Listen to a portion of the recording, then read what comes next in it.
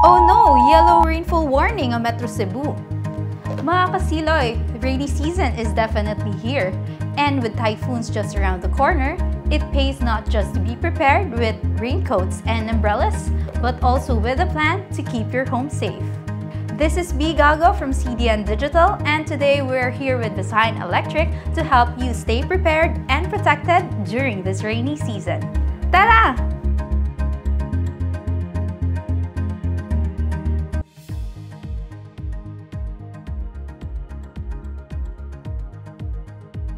I am Jasser Ilaya. I am the Occupational Safety and Health Supervisor of Visayan Electric. Hi, I'm Adrian Tan and I'm currently the OIC Emergency Supervisor for Visayan Electric.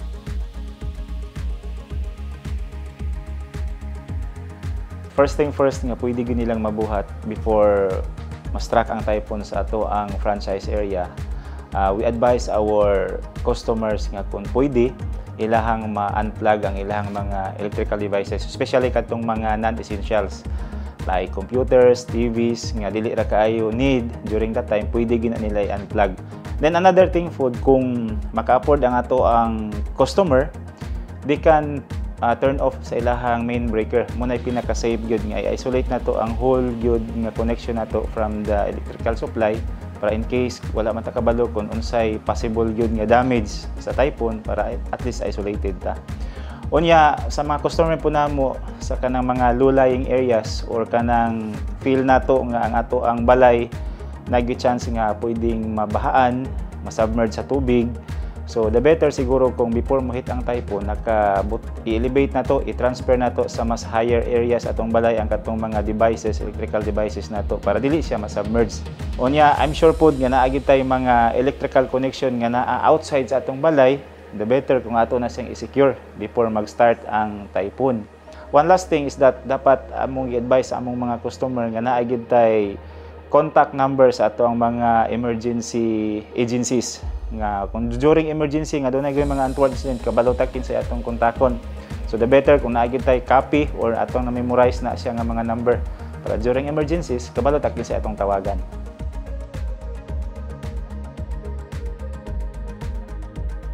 In Visayan Electric, we closely monitor the typhoon or any weather disturbances prior. Before a typhoon, so we conduct proactive steps in order for us to secure and safely and have a minimum power disruptions. So this includes preemptive power shutdowns at high-risk areas, securing our electrical facilities. So we also conduct line surveys and maintenance works. So that includes the massive vegetation trimming. So we do all this in order to secure and protecting the public and make sure that we deliver the best possible service even during a typhoon.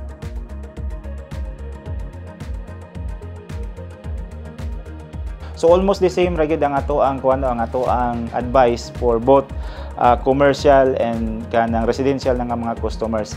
Ang kuan lang ang for the commercial customer nato maka-afford man na sila, mas maayo kung na sila standby nga accredited electrician para at the time of the typhoon na sila standby gyud nga mo check sa ilahang mga devices, electrical appliances kung dili sila maka-afford nga i-off na siya during the event.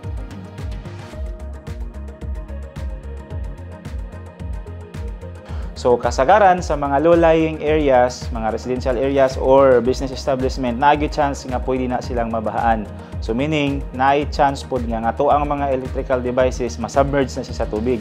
And that is very hazardous. Kaya of course, we all know, katupong sa wala pod nakabalo nga ang tubig is conductor na siya. Meaning, pwede moagi ang kuryente sa tubig. So kung nasubmerge ang ato ang electrical devices dito sa tubig, unya we don't know kung energized ba na siya or dili. So naay chance nga kung ang tao mutamak sa tubig near ang area, posible siya nga makuryentihan. So mao na nga kung during typhoon or flooding nga event, kung pwede dili ta mo tamak sa tubig or dili ta mo submerge sa tubig nga naay possible nga mga electrical devices nga naka-submerge pod. Unya ato pong buhaton, dili mo gato ma-determine tanan, especially kung outside sa atong balay. Kung sa sud sa balay, ang ato yung pinaka the best nga buhaton is turn off nato ang main breaker. Para kung ma-submerge man kana itong mga devices, at least wala siya source, wala siya electrical supply ana nga area.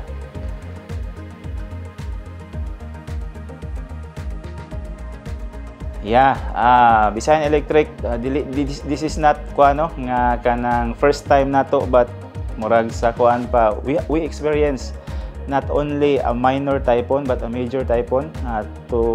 Just to highlight lang si Typhoon Odette, approximately naalang sa mga more or less 3 months na restore na nato ang ato ang lines, including tong naa sa mga rural areas. So meaning ang ato ang contingency plan nga gi-develop way back many years ago na test gid adto nga time. So muna nga makaingon ta nga si Visayan Electric when it comes to that kind of nga mga untowards event, so ready gid ta nga mo restore sa ato ang power lines para dili dugay nga ma-interrupt ang ato ang mga giserbisyuhan nga konsumidor.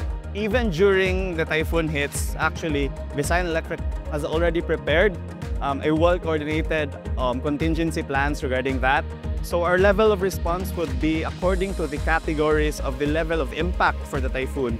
So we are basing and closely monitoring the real-time updates for the weather disturbances or typhoon.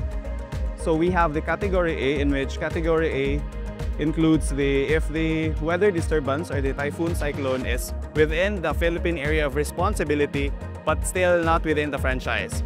For the category B, if the wind signal is currently at signal number 1 or signal number 2, and for the category C, if the wind signal is at signal number 3, 4, and 5. So by this, we are able to come up with a level of response that we are going to have. We are closely monitoring also the deployment of our crews working on-site, on-field, ensuring that we have enough manpower support from our different distribution utilities as well.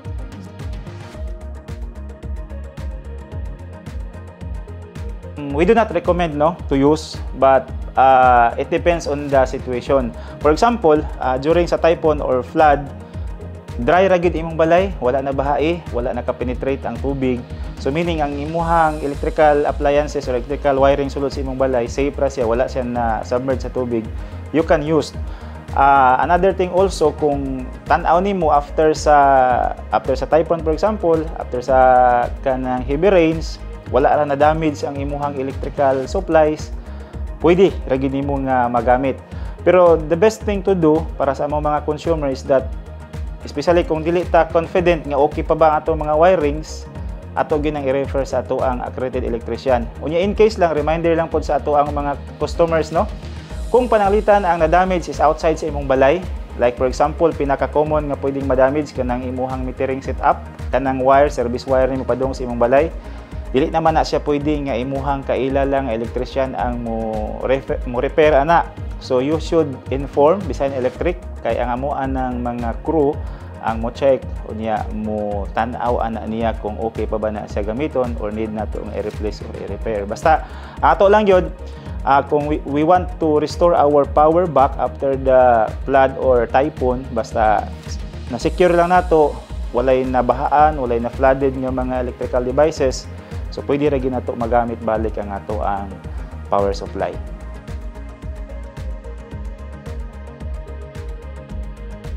Ang atong pinaka-the best nga himuon, kung nakita nato ato ang family member or there's somebody nga possible na kuryentehan or electric shock, do not attempt to touch that person.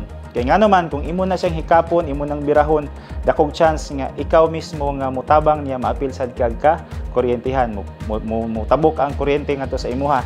So ang imong pinaka-the best nga buhaton, kung panalitan na nasod sa balay na hitabo, pangita ang imong main breaker, i-off ng imong main supply para ang supply sa kuryente, power supply, makat off siya. Pero kung sa gawas gani, sa imong balay na hitabo na siya, wala ka kabalo sa i-off, ayaw og attempt gyud og hikap sa tao. Ang imong pwede sad buhaton is mangita ka og kanang mga non-conductive nga mga materials. Sa may for example sa mga non-conductive, pwede siguro makita ka og stick nga uga, basta uga lang pud, kahoy nga uga, plastic tube nga uga. Pwede na nimong ikuhit para i-isolate nimo tong tao nga nakurentihan sa source. Pero again, ibutang yun sa imong hunahuna nga dapat sure ka nga dili ka walay chance nga ang kuryente mo travel padung nimo. Unya, kung ang tao nga nakurentihan naa sa flooded area o naa sa tubig, unya ikaw nga gustong mo rescue mo, tamak ana nga tubig, so avoid gid daw na palihog. Kay nga naman dakong chance nga apil ka nga magkurentehan yun. Unya, The better side nga pinakabuhatan nato, ako nang na-mention ganiha nga nakay contact sa mga emergency agencies para pagkakita nimo nga naay possible na electrocute nga tao, tawag na lang ka dito kay mas kuan man sila, mas equipped man sila to rescue on that kind of kanang event or scenario.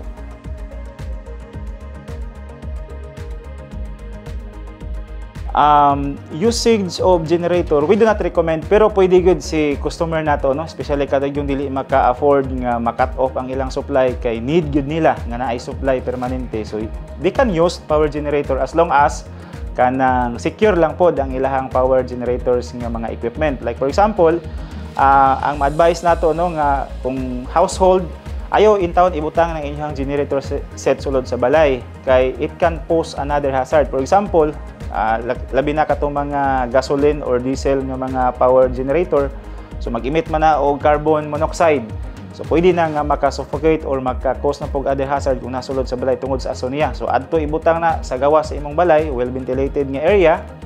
Unya, another thing also is that kung mogamit ka og mga power cords kanang rated, kay mogamit man jud tag mga extension cord gikan sa atong power generator set para makonekta sa atong mga appliances. So katong mga rated nga mga power cords, unya gina-advise po namo especially sa katong mga industrial customers, no, or mga household nga medyo dako nga generator ilang gamiton, kung mahimo na sila transfer switch, kung sa may role sa transfer switch, muna siya imo isolate gikan sa supply ni Visayan Electric para dili siya mo backload nga mo padong hinuon sa amo ang system ang imuhang supply sa imuhang generator.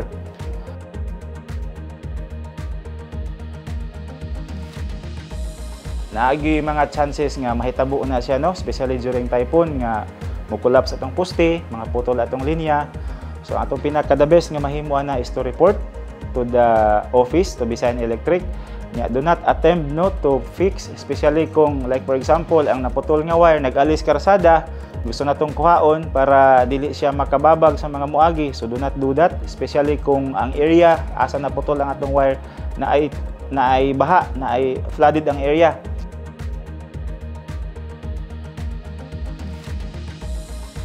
So after a typhoon, Visayan Electric really follows our well-coordinated contingency plan. Restoration actually begins with the most critical facilities. We have the hospitals, the water stations. So we will all restore this first. Then next, our crews are deployed 24/7. So we also have a support for additional manpower if needed. And also a reminder that restoration process is actually free. So there's no service charge for any restoration during typhoon.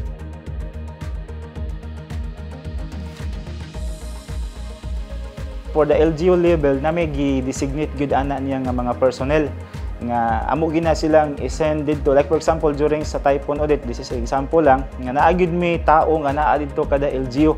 So kung naay concern ang mga mayors, ato ang mga naa sa gobyerno, so kadto sila nga mga tao ang ilahang itap para ang kato pong mga personnel namo nga gi-designate dito, sila po mo release information dire sa amo ang main control.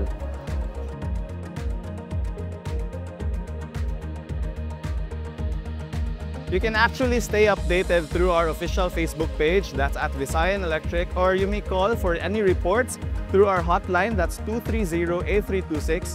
But for your quick response on your phone, you may actually download and install the mobile AP app in which you can receive real-time updates.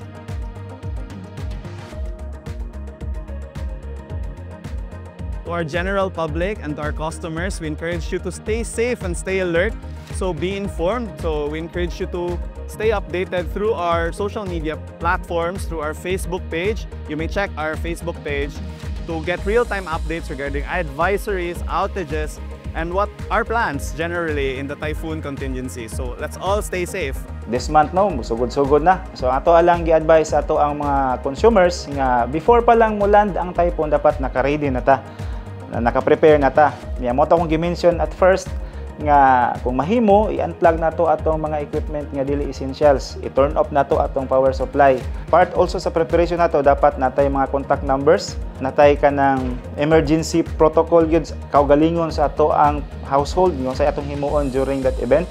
And lastly, mo sa niya mong gina-advise nga natay mga go bag, sa nang go bag kanang emergency na siya nga bag na diha imong kinahanglanon in case of emergency niya.